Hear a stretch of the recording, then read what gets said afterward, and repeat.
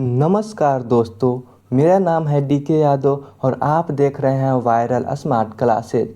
आज से हम शुरू करने जा रहे हैं सार संग्रह बुक से आधुनिक भारत के इतिहास को, जिसमें हम रैपिड फायर सीरीज के तहत पूरे मॉडर्न हिस्ट्री को सिर्फ 5 भागों में खत्म करेंगे, बिल्कुल एग्ज़ाम ओरिएंटेड तरीके से। इस सीरीज में आपको क्या क्या मिलेगा? सबसे पहले one liner questions, important facts, repeat होने वाली क्वेश्चंस मिलेगा और फास्ट रिवीजन के साथ हम इस रैपिड फायर सीरीज को समाप्त करेंगे। तो कॉपी पेन की टेंशन छोड़ दीजिए, बस ध्यान से पढ़िए और हर एक एग्ज़ाम का आंसर दिमाग में बैठाइए, यानी कि हर एक क्वेश्चंस का आंसर दिमाग में बैठाइए। अगर आप BPSC, Bihar police, SSC, railway या किसी भी एग्ज़ाम की तैयारी कर रहे हैं तो ये सीरीज़ आपके लिए बहुत ही यूजफुल होने वाली है। तो चलिए दोस्तों, भाग 1 को हम लोग बिना देर किए हुए शुरू करते हैं। तो देख सकते हैं दोस्तों, आधुनिक भारत के इतिहास मेन फ्रंट पे लिखा हुआ है। आधुनिक भारत के इतिहास, इसी के अंतर्गत आता है यूरोपीय कंपनियों का आगमन। तो सबसे पहले हम लोग क्वेश्चन देखेंगे, व्यापार हेतु समुद्री मार्ग से भारत आने वाले प्रथम यूरोपीय कौन थे? इसका राइट आंसर हो जाएगा दोस्तों पुर्तगाली जो थे समुद्री मार्ग से भारत आने वाले प्रथम यूरोपीय थे। नेक्स्ट है दोस्तों, यूरोप से भारत आने के लिए समुद्री मार्ग की खोज किसके द्वारा की गई थी? तो इसका राइट आंसर हो जाएगा वास्को डी गामा द्वारा। वास्को डी गामा ने भारत आगमन 17 मई 1498 ईस्वी को किया था। नेक्स्ट है दोस्तों, कालीकट बंदरगाह के तट पर किसने वास्को डी गामा का स्वागत किया था? तो ये थे जमोरिन जो कि केरल के स्थानीय शासक थे। वो कालीकट के बंदरगाह पर सबसे पहले वास्को डी गामा का स्वागत किया था। नेक्स्ट है, पुर्तगालियों ने भारत में सर्वप्रथम अपनी व्यापारी कोठी यानी कि फैक्ट्री कहाँ स्थापित की थी? इसका राइट आंसर हो जाएगा कोचीन में पुर्तगालियों ने अपनी व्यापारी कोठी सबसे पहले स्थापित किया था। नेक्स्ट है दोस्तों, पुर्तगाली उपनिवेश का प्रथम वायसराय भारत में कौन नियुक्त हुआ था? इसका राइट आंसर हो जाएगा दोस्तों फ्रांसिस्को द अल्मीडा, जो कि 1505 ईस्वी में पुर्तगाली की तरफ से प्रथम वायसराय नियुक्त हुआ था। नेक्स्ट पॉइंट है दोस्तों, देख सकते हैं पॉइंट हर एक एग्ज़ाम के लिए काफ़ी ही महत्वपूर्ण होता है।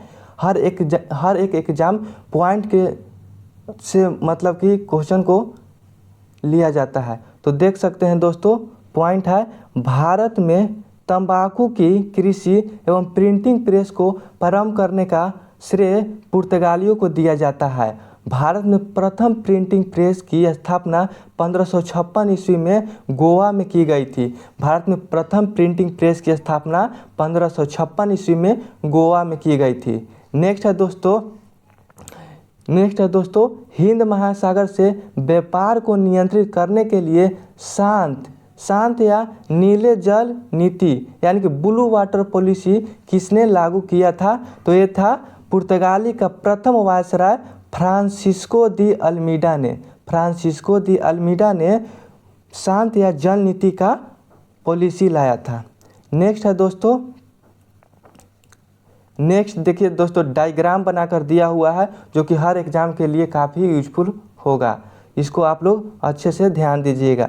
देखिए सकते हैं दोस्तों, विभिन्न देशों के खोजकर्ता, जैसे में वास्को डी गामा भारत की खोज किया था, उसी प्रकार कोलंबस अमेरिका की खोज किया था, कैप्टन जेम्स हुक जो कि ऑस्ट्रेलिया की खोज किया था, और उस तस्मान जो कि तस्मानिया एवं न्यूजीलैंड का खोज किया था, और बार्थोलोमियो डियाज ने केप ऑफ गुड होम यानी कि दक्षिण अफ्रीका में है, इसको उत्तमासा अंतरीप भी कहते हैं, उत्तमासा अंतरीप भी कहते हैं। तो चलिए आगे की ओर बढ़ते हैं दोस्तों। नेक्स्ट है, भारत में पुर्तगाली शक्ति का वास्तविक संस्थापक किसे माना जाता है? तो इसका राइट आंसर हो जाएगा अल्बुकर्क को। अल्बुकर्क को भारत में पुर्तगाली शक्ति का वास्तविक संस्थापक माना जाता है। नेक्स्ट है दोस्तों, किसी वायसराय के काल में गोवा और पुर्तगालियों का औपचारिक मुख्यालय बनाया गया है। गोवा और पुर्तगालियों का औपचारिक मुख्यालय बनाया गया है दोस्तों नीनो डी कुन्हा को। नीनो डी कुन्हा को गोवा का औपचारिक रूप से मतलब कि मुख्यालय बनाया गया है। नेक्स्ट है दोस्तों, पॉइंट में है दोस्तों, देखिए नेक्स्ट पॉइंट है दोस्तों, पॉइंट को आप लोग बहुत ध्यान से देखिएगा। नेक्स्ट पॉइंट दोस्तों, पुर्तगालियों ने हिंद महासागर क्षेत्र में व्यापार पर नियंत्रण स्थापित करने के लिए कार्टेज आर्मेडा काफिला पद्धति को प्रारंभ किया था। कार्टेज आर्मेडा पद्धति को प्रारंभ किया था। नेक्स्ट देखते हैं दोस्तों, पुर्तगालियों के बाद भारत में व्यापार करने आए डच कहाँ के निवासी थे? तो वो हॉलैंड के निवासी थे, वर्तमान में नीदरलैंड को वर्तमान में पहले हॉलैंड कहा जाता था। नीदरलैंड को पहले हॉलैंड कहा जाता है। नेक्स्ट है दोस्तों, देख सकते हैं आप डायग्राम बनाया हुआ। डायग्राम को आप लोग को हम बोल चुके हैं कि डायग्राम को आप लोग बड़े ध्यान से देखिएगा, एग्जाम के लिए बहुत ही महत्वपूर्ण होता है। तो देख सकते हैं दोस्तों, इसमें दिया गया है भारत में विदेशी कंपनियों का आगमन। तो देख सकते हैं एक नंबर में पुर्तगाली East India Company Estado da India, वो पुर्तगाल देश का था और स्थापना 1498 ईस्वी में हुआ था। इसका भारत में फैक्ट्री कोचीन में लगा था, सबसे पहले कोचीन में इसका फैक्ट्री लगा था। सेकेंड नंबर है दोस्तों अंग्रेजी ईस्ट इंडिया कंपनी, यानी कि the governor and company of merchants of London trading into the East, इसका फुल नाम है। ये ब्रिटेन की कंपनी है। ये 1600 ईस्वी में मतलब कि इसका स्थापना हुआ था और ये सबसे पहले सूरत में फैक्ट्री को स्थापित किया गया था। नेक्स्ट है दोस्तों United East India Company of Netherland, ये हॉलैंड की कंपनी है। ये सबसे पहले स्थापना इसका 1602 ईस्वी में मसूलीपट्टनम में स्थापित हुआ था। नेक्स्ट है डेनिश ईस्ट इंडिया कंपनी, जो कि ये डेनमार्क की कंपनी है। ये सबसे पहले इसका स्थापना 1616 ईस्वी में हुआ था। त्रैंकोबार यानी कि त्रावणकोर में ये सबसे पहले स्थापित हुआ था। और लास्ट है फ्रांसीसी ईस्ट इंडिया कंपनी, इसका वहाँ का नाम है फ्रांसीसी नाम है द इंडेस ओरिएंटलेस, जो कि फ्रांस की कंपनी है। 1664 ईस्वी में इसकी स्थापना हुआ था और सबसे पहले सूरत में स्थापित हुआ था। नेक्स्ट है दोस्तों यूरोपीय व्यापारियों का भारत में आगमन कैसे कैसे हुआ था वो देखेंगे। सबसे पहले पुर्तगाली आया था, उसके बाद में डच आया था, उसके बाद ब्रिटिश, उसके बाद डेनिश, उसके बाद फ्रांसीसी और सबसे लास्ट में स्वीडिश आया था। नेक्स्ट पॉइंट है दोस्तों, देख सकते पॉइंट को पहले हम हाईलाइट करते हैं। देख सकते हैं यूरोपीय शक्तियों में भारत में पुर्तगाली कंपनी ने सर्वप्रथम 1498 ईस्वी में आया था, यानी कि प्रवेश किया था। और सबसे बाद में यानी कि अंत में 1961 ईस्वी में पुर्तगालियों ने ही भारत से गया था। नेक्स्ट है दोस्तों, देख सकते हैं नेक्स्ट है दोस्तों देख सकते हैं किस यूरोपीय शक्ति द्वारा भारत से मसालों के निर्यात के स्थान पर कपड़ों के निर्यात को प्राथमिकता दी गई? इसका राइट आंसर हो जाएगा डचों के द्वारा। डचों के द्वारा कपड़ों के निर्यात को प्राथमिकता दी गई थी मसालों के निर्यात के स्थान पर। नेक्स्ट है दोस्तों भारत के साथ व्यापार के लिए सर्वप्रथम संयुक्त पूंजी कंपनी किसने प्रारंभ की थी? तो ये डचों ने ही संयुक्त पूंजी कंपनी भारत के लिए सर्वप्रथम आरंभ किया था। नेक्स्ट है दोस्तों 1759 ईस्वी में बेदरा का युद्ध किन दो यूरोपीय शक्तियों के मध्य लड़ा गया? तो इसका राइट आंसर हो जाएगा डच एवं अंग्रेजों के मध्य बेदरा का युद्ध 1759 ईस्वी में लड़ा गया था। नेक्स्ट है दोस्तों लंदन में ब्रिटिश ईस्ट इंडिया कंपनी के गठन के समय भारत का सम्राट कौन था? तो उस समय भारत के सम्राट अकबर हुआ करते थे।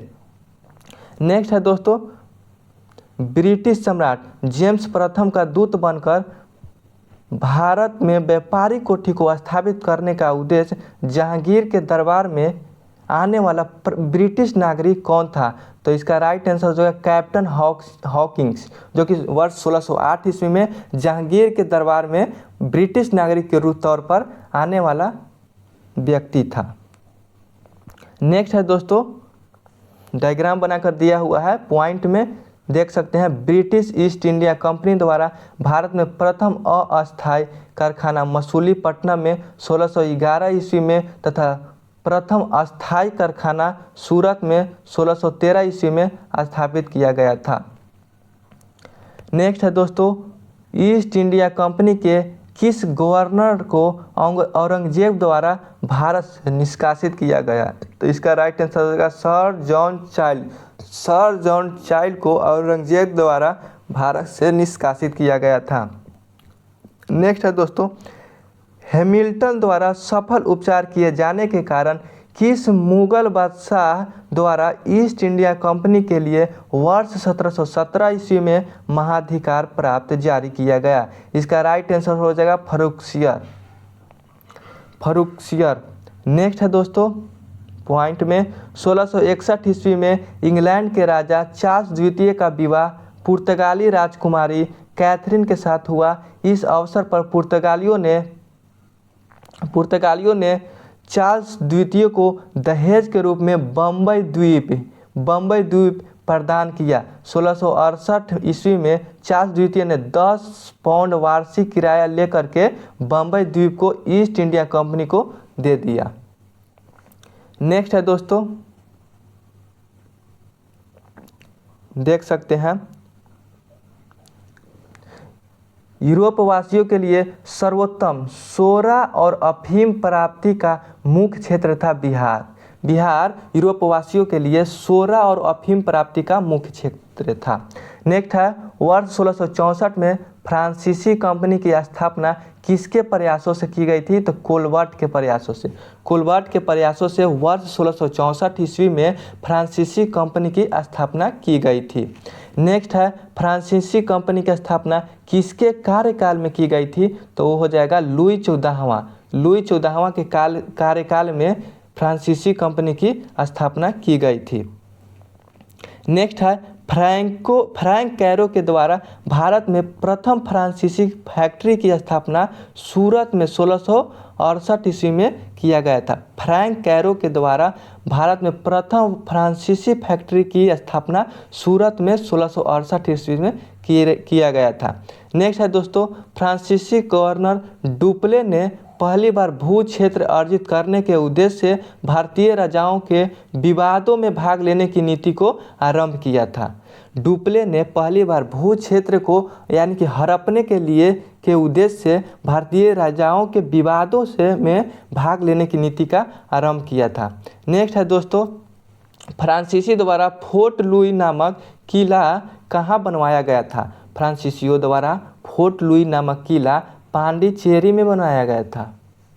नेक्स्ट है दोस्तों, पांडिचेरी का प्रथम फ्रांसीसी गवर्नर कौन था? तो इसका राइट आंसर हो जाएगा फ्रांको मार्टिन पांडिचेरी का प्रथम फ्रांसीसी गवर्नर था। अगर दोस्तों वीडियो को अच्छी लग रही है तो चैनल को सब्सक्राइब ज़रूर कर दीजिएगा।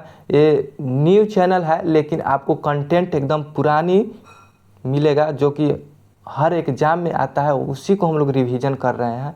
इसलिए आप लोग क्लास को कंटिन्यू देखते रहिए और अपनी सफलता को ऊंचाइयों तक पहुंचाते रहिए। तो चलिए नेक्स्ट आगे की ओर बढ़ते हैं। देख सकते हैं, फ्रांसीसियों द्वारा फोर्ट लुई नामक किला कहाँ बनवाया गया था? तो पांडिचेरी में बनवाया गया था। नेक्स्ट है, पांडिचेरी प्रथम फ्रांसीसी गवर्नर फ्रांको मार्टिन थे। पांडिचेरी का प्रथम फ्रांसीसी गवर्नर फ्रांको मार्टिन था। नेक्स्ट है, पुर्तगालियों को सौली के स्थान पर किस अंग्रेज अधिकारी को पराजित किया था? तो थॉमस बेस्ट को पुर्तगालियों ने सौली के स्थान पर पराजित किया था। नेक्स्ट है, वांडीवास के युद्ध। नेक्स्ट है दोस्तों,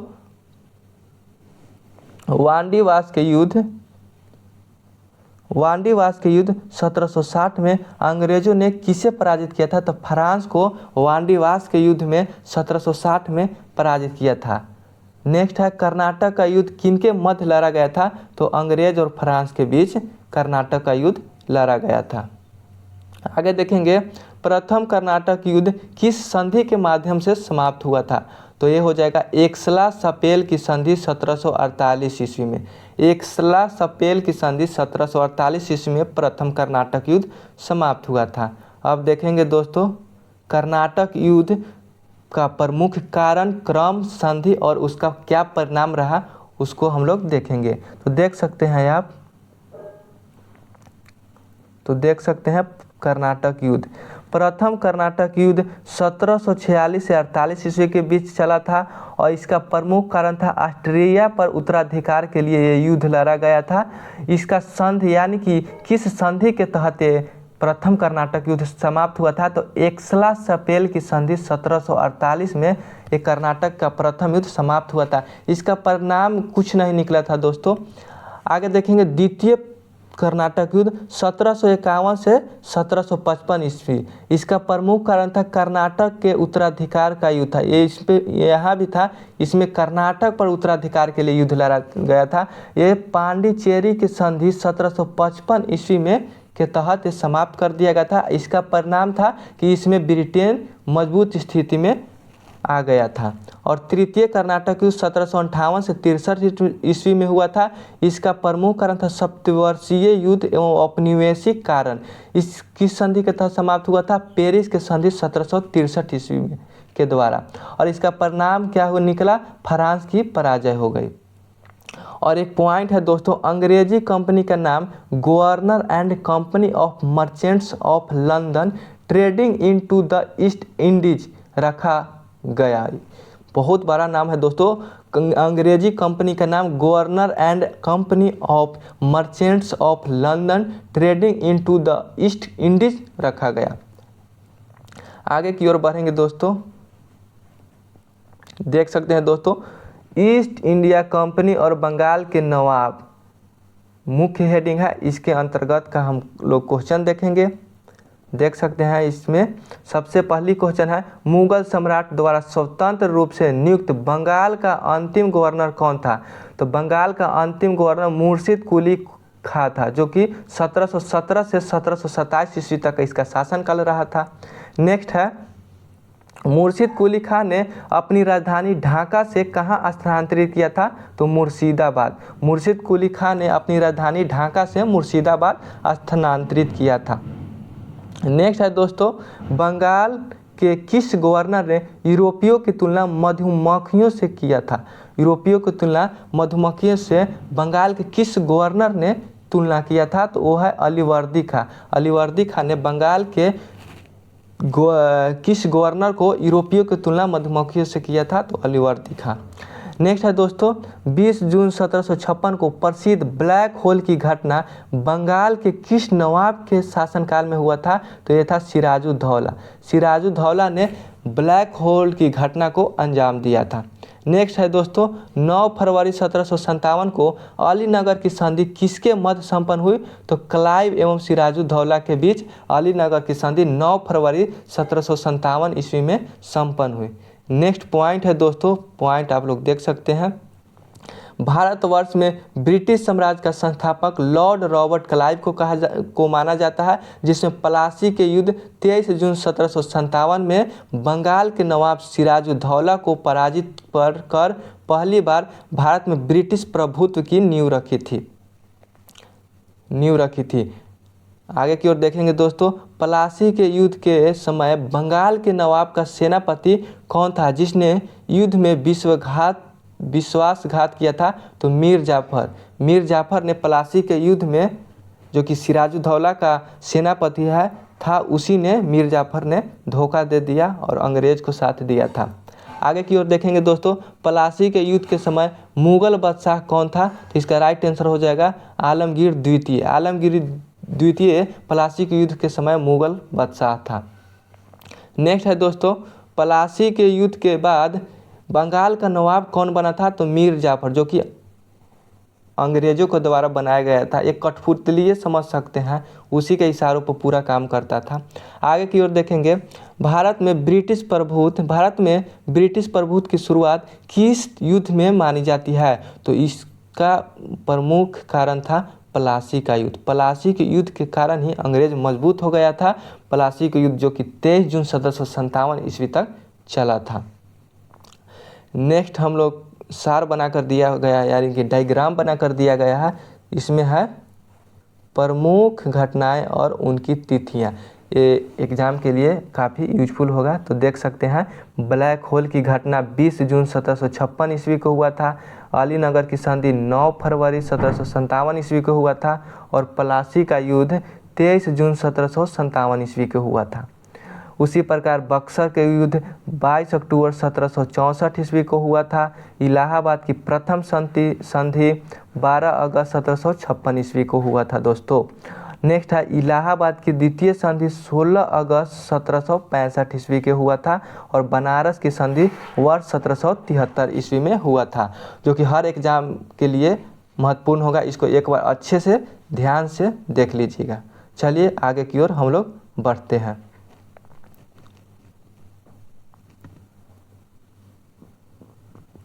देख सकते हैं दोस्तों, वर्ष 1760 में अंग्रेज़ों ने मीर जाफर को हटाकर मीर कासिम को बंगाल का नवाब बनाया था। आगे पॉइंट है, 20 अक्टूबर 1764 को बक्सर के युद्ध में अंग्रेज़ों ने मीर कासिम, अवध के नवाब शुजा-उद-दौला तथा दिल्ली के मुगल सम्राट शाह आलम द्वितीय की सम्मिलित सेना ने पराजित किया था। 22 अक्टूबर 1764 को बक्सर के युद्ध में अंग्रेज़ों की तरफ से हेक्टर मुनरो था, जो कि मीर कासिम, अवध के नवाब शुजा-उद-दौला और दिल्ली के सम्राट यानी कि शाह आलम द्वितीय को सम्मिलित रूप से पराजित किया था। आगे की ओर देखेंगे, बक्सर के युद्ध के समय ब्रिटिश सेना हेक्टर मुनरो था। नेक्स्ट, बक्सर के युद्ध के समय बंगाल का नवाब मीर जाफर था, जो कि अंग्रेज का कठपुतली से माना जाता है, जो कि था ही।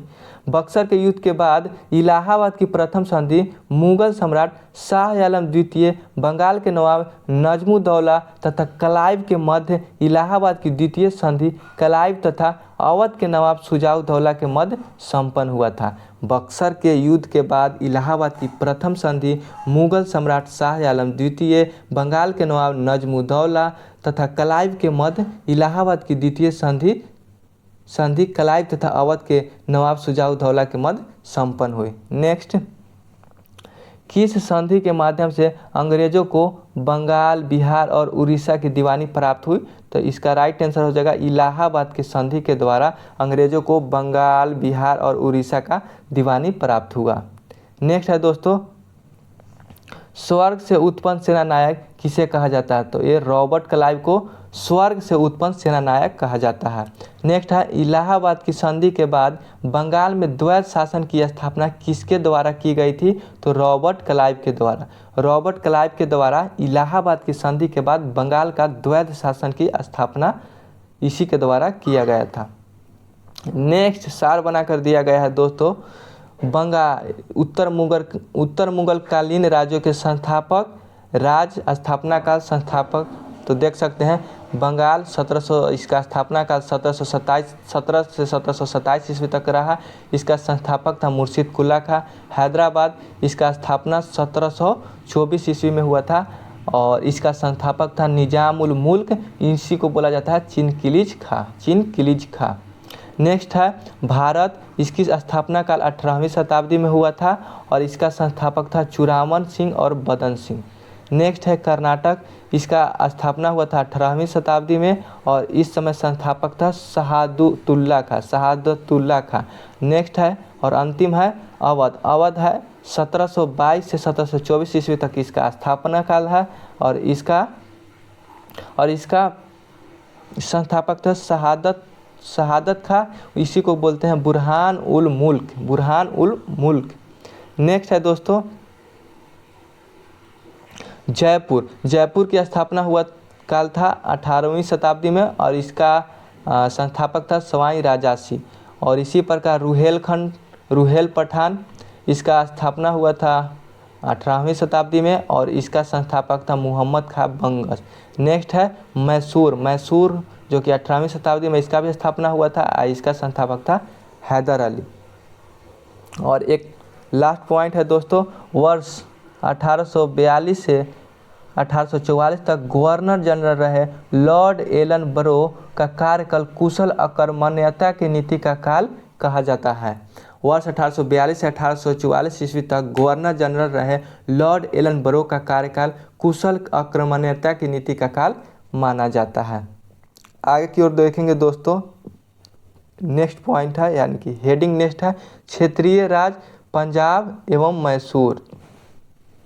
तो देखेंगे दोस्तों, फर्स्ट नंबर क्वेश्चन, सिख साम्राज्य का संस्थापक महाराजा रंजीत सिंह को कहा जाता है। 1799 ईस्वी में ये संस्थापक बने थे।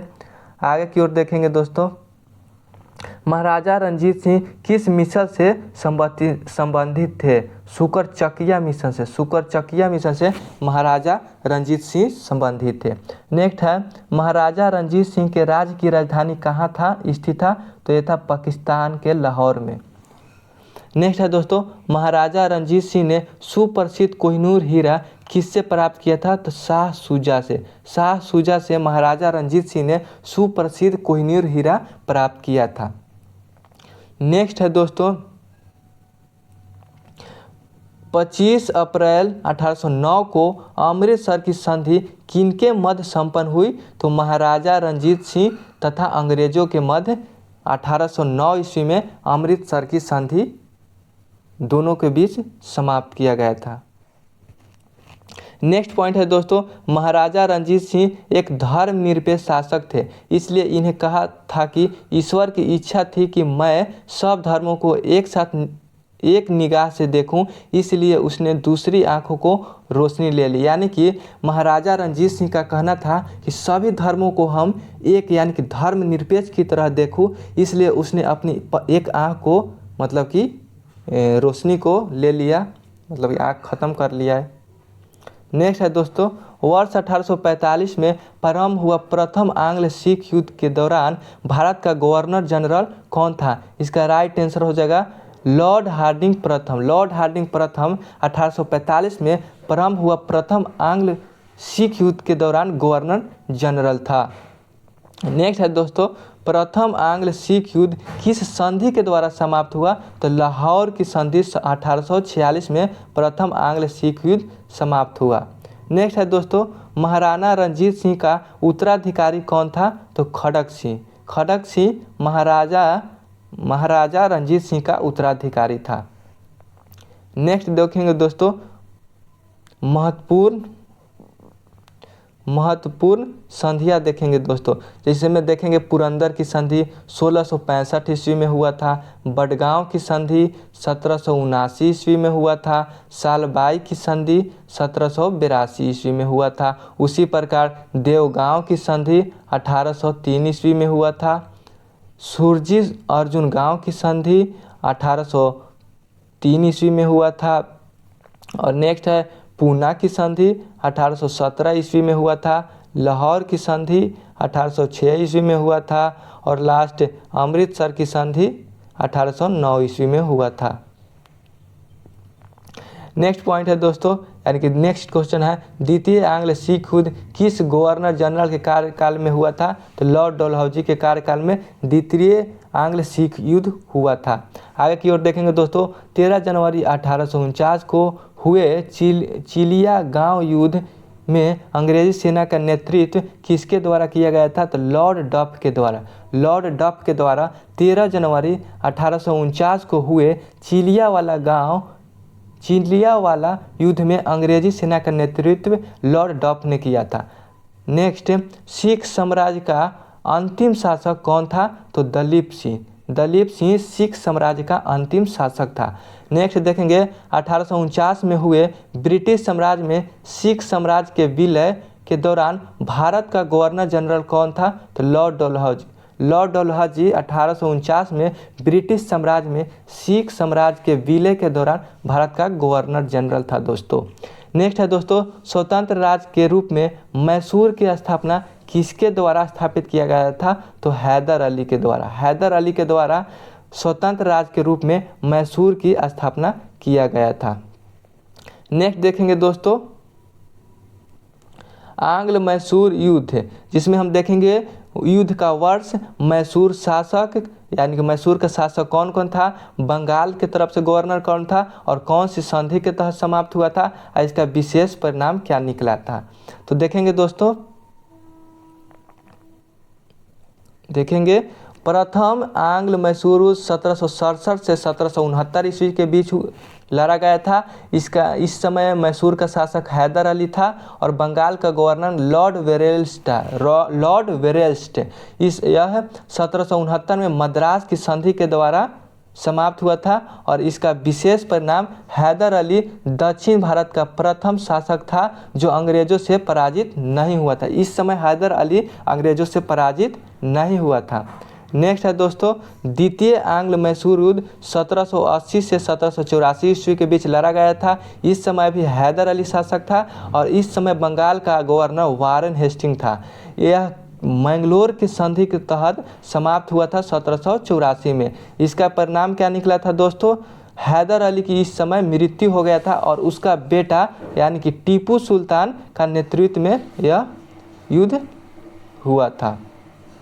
नेक्स्ट है दोस्तों तृतीय आंग्ल मैसूर युद्ध 1790 से 92 ईस्वी तक चला था। इस समय टीपू सुल्तान शासक था और बंगाल का गवर्नर था लॉर्ड कॉर्नवालिस और श्रीरंगपट्टनम की संधि के द्वारा 1792 ईस्वी में टीपू सुल्तान की स्थिति कमज़ोर हो गई थी, यानी कि विशेष इसका परिणाम निकला था। इस तृतीय आंग्ल मैसूर युद्ध में टीपू सुल्तान की स्थिति बहुत ही कमज़ोर हो गई थी और उसी के साथ चतुर्थ आंग्ल मैसूर 1799 ईस्वी में मैसूर के शासक उस समय टीपू सुल्तान था और बंगाल का गवर्नर लॉर्ड वेलेस्ली था। यह मैसूर का सहायक संधि के तहत टीपू सुल्तान विशेष परिणाम में टीपू सुल्तान की मृत्यु हो गई। मैसूर को पुनः वाडियार वंश की स्थापना अंग्रेजों ने वाडियार वंश के शासक के सहायता से सहायक संधि के तहत कर दिया। नेक्स्ट पॉइंट है दोस्तों किस साम्राज्य के महाराजा रणजीत सिंह की तुलना फ्रांसीसी यात्री विक्टर जाकमा ने नेपोलियन से की थी। देखिए सिख साम्राज्य के महाराजा रणजीत सिंह की तुलना फ्रांसीसी यात्री विक्टर जाकमा ने नेपोलियन से की थी। नेक्स्ट देखेंगे दोस्तों, नेक्स्ट पॉइंट है यानी कि हेडिंग है ब्रिटिश राजनीति एवं प्रशासनिक नीतियाँ। तो देख सकते हैं इसका फर्स्ट क्वेश्चन है अंग्रेजों का भारत पर वास्तविक राजनीतिक नियंत्रण कब प्रारंभ हुआ? तो ये हुआ था इलाहाबाद की संधि से 1765 ईस्वी में। इलाहाबाद की संधि से 1765 ईस्वी में अंग्रेजों का भारत पर वास्तविक राजनीतिक रूप से नियंत्रण हो गया था। नेक्स्ट है बंगाल में द्वैध शासन किसके द्वारा लागू किया गया था? तो लॉर्ड क्लाइव के द्वारा बंगाल में द्वैध शासन लागू किया था।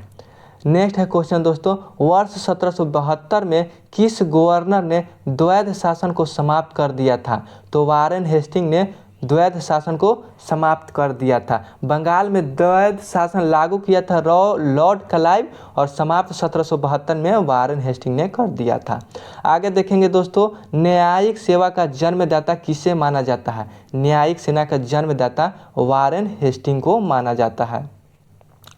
नेक्स्ट पॉइंट है दोस्तों वारेन हेस्टिंग के कार्यकाल में रेगुलेटिंग एक्ट 1773 के अंतर्गत वर्ष 1774 में कलकत्ता में सुप्रीम कोर्ट की स्थापना की गई थी। इसके प्रथम मुख्य न्यायाधीश सर एलिजा इम्पे था। 1774 में कलकत्ता में सुप्रीम कोर्ट की स्थापना की गई थी। इसका प्रथम मुख्य न्यायाधीश सर एलिजा इम्पे था। नेक्स्ट है दोस्तों भारत में पुलिस सेवा एवं सिविल सेवा का जन्मदाता लॉर्ड कॉर्नवालिस को कहा जाता है। भारत में पुलिस सेवा एवं सिविल सेवा का जन्मदाता लॉर्ड कॉर्नवालिस को कहा जाता है। वर्ष 1863 में प्रथम भारतीय ICS अधिकारी बनने का गौरव किसे प्राप्त है? तो सत्येंद्र नाथ टैगोर को। सत्येंद्र नाथ टैगोर को वर्ष 1863 में प्रथम भारतीय ICS अधिकारी बनने का गौरव प्राप्त है।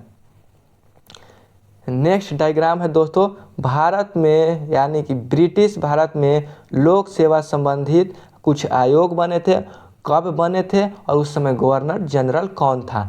तो एचिंसन आयोग बना था वर्ष 1886 में और उस समय गवर्नर जनरल लॉर्ड डफरिन था। नेक्स्ट इस्लिंगटन आयोग बना था।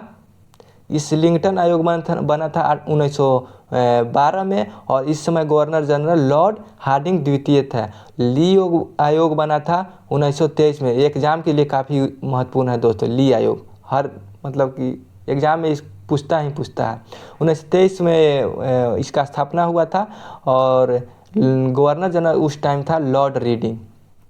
नेक्स्ट है दोस्तों भारत सरकार अधिनियम 1935 के अंतर्गत संघीय लोक सेवा आयोग के गठन का प्रावधान किस आयोग के सुझाव पर किया गया था? ली आयोग के सुझाव पर भारत सरकार अधिनियम 1935 के अंतर्गत संघीय लोक सेवा आयोग का प्रावधान किया गया था। नेक्स्ट है भूमि सुधार के उद्देश्य से भारत में अस्थायी बंदोबस्त प्रणाली किसके द्वारा लागू की गई थी? तो लॉर्ड कॉर्नवालिस के द्वारा अस्थायी बंदोबस्त लागू किया गया था। नेक्स्ट है दोस्तों भारत में साम्राज्य विस्तार के उद्देश्य से सहायक संधि प्रणाली की शुरुआत किसके द्वारा की गई थी? तो लॉर्ड वेलेस्ली के द्वारा सहायक संधि प्रणाली की शुरुआत की गई थी। नेक्स्ट सहायक संधि स्वीकार करने वाला प्रथम राज्य कौन था? तो हैदराबाद। 1798 ईस्वी में प्रथम राज्य हैदराबाद सहायक संधि स्वीकार करने वाला राज्य था। नेक्स्ट है व्यापकता का सिद्धांत यानी कि राज हड़प नीति किसके द्वारा लागू किया गया था? तो लॉर्ड डलहौजी के द्वारा व्यापकता का सिद्धांत लागू किया गया था। नेक्स्ट है दोस्तों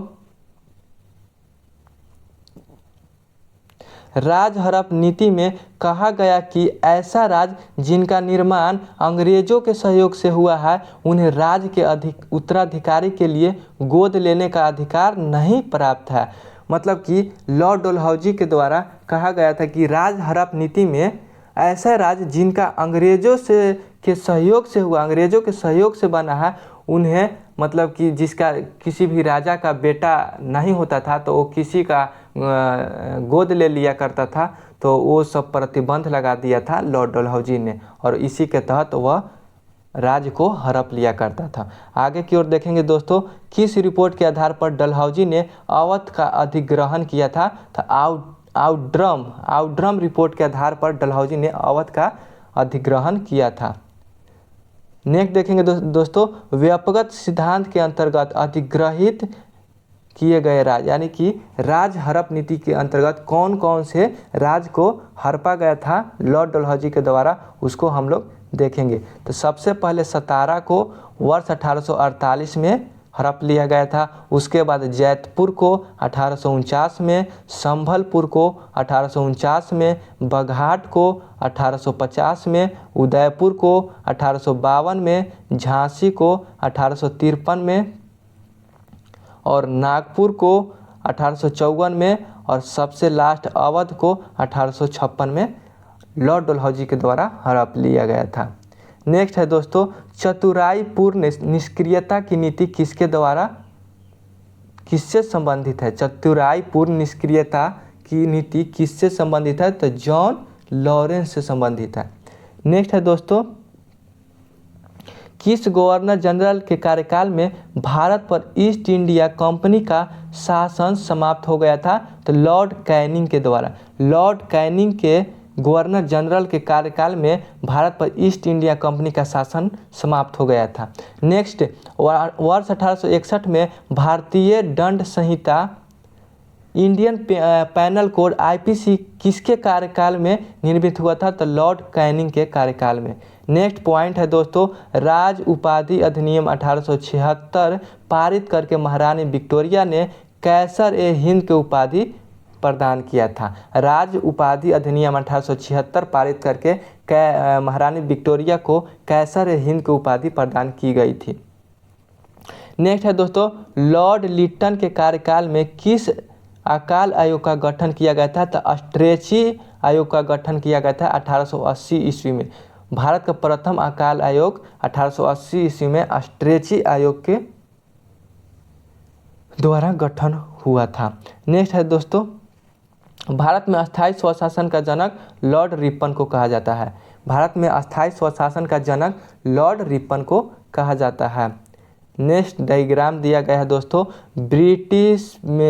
ब्रिटिश काल में विभिन्न क्षेत्रों का अधिकार।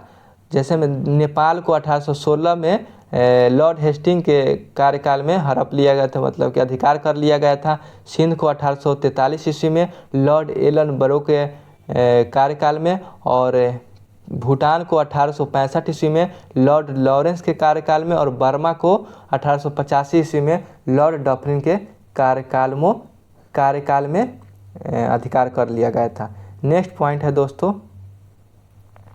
1849 ईस्वी में ब्रिटिश शासन में पंजाब का विलय हुआ। उस समय लॉर्ड डलहौजी ने 1848 से 1856 ईस्वी तक उसका शासनकाल रहा था। लॉर्ड डलहौजी का 1848 से 1856 ईस्वी तक उस समय भारत का गवर्नर था।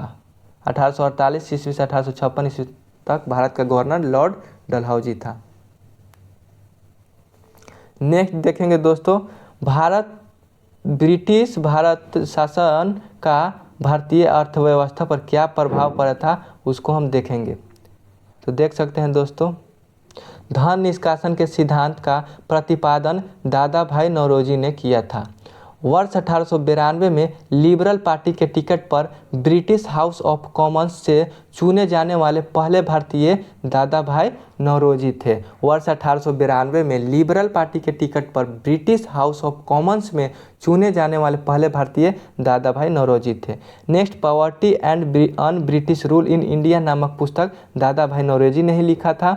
और यह विचार किसने दिया कि भारत में ब्रिटिश आर्थिक नीति घिनौनी है? तो कार्ल मार्क्स का एक पुस्तक है दोस्तों, बहुत ही भी है। कार्ल मार्क्स का पुस्तक है दास कैपिटल। आज के लिए इतना ही दोस्तों, और मिलते हैं अगले वीडियो में। आज बैटरी ख़त्म हो गया।